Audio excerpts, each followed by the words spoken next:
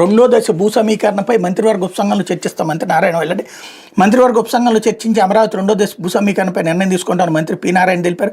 అమరావతిలో వివిధ సంస్థలు భూ కేటాయింపుల కోసం ఏర్పాటు చేసిన మంత్రివర్గ ఉపసంఘమే దీనిపైన చర్చిస్తుందని ఆ నిర్ణయాన్ని వచ్చే కేబినెట్ సమావేశంలో పెట్టి చర్చిస్తామని చెప్పారు. ముఖ్యమంత్రి చంద్రబాబు సూచన మేరకు తుది నిర్ణయం ప్రకటిస్తామన్నారు. సోమవారం నారాయణ రాజధాని ప్రాంతంలో పట్టించిన సందర్భంగా ఈ మాట చెప్పారు. మొన్ననే 22,000 ఎకరాలు తీసుకోవడానికి ఆల్రెడీ 27,000 ఎకరాలు తీసుకోవడానికి క్యాబినెట్ అప్రూవల్ అయిపోయిందని చెప్పారు కదా. మళ్ళీ ఇప్పుడు నిర్ణయం అంటే ఏంటి? ఏమన్నా యూటర్న్ తీసుకున్నారు? అమరావతిలో తీసుకోవడం ఆపాలని ఏదో మొన్న పవన్ కళ్యాణ్ ఇట్లా చేయించాడు, పవన్ కళ్యాణ్ చెప్పాడు వద్దన్నాడు అన్నటువంటిది కూడా వాళ్ళ ఫ్యాన్స్ హైలైట్ చేశారు. అందువల్ల ఏమన్నా వెనక్కి తగ్గుతున్నారో చూడాలి. లేకపోతే వసతి గృహాల దుస్థితిపై హైకోర్టు అసంతృప్తి. ఖర్చు చేస్తున్న కోట్ల నిధులు ఎక్కడికి పోతున్నాయి? పరుపులు లేక విద్యార్థులు నేలపై పడుకోవడం ఏంటి? హాస్టళ్లపై నివేదిక ఇవ్వాలని సీఎస్కి ధర్మాసనం ఆదేశం. ప్రభుత్వ వసతి గృహాల దుస్థితిపై హైకోర్టు తీవ్ర అసంతృప్తి వ్యక్తం చేసి సంక్షేమ హాస్టళ్ల కోసం ఖర్చు చేస్తున్న కోట్ల నిధులు ఎక్కడికి పోతున్నాయని గుత్తేదారు లబ్ధి కోసమే పనులు చేయబడుతున్నారు.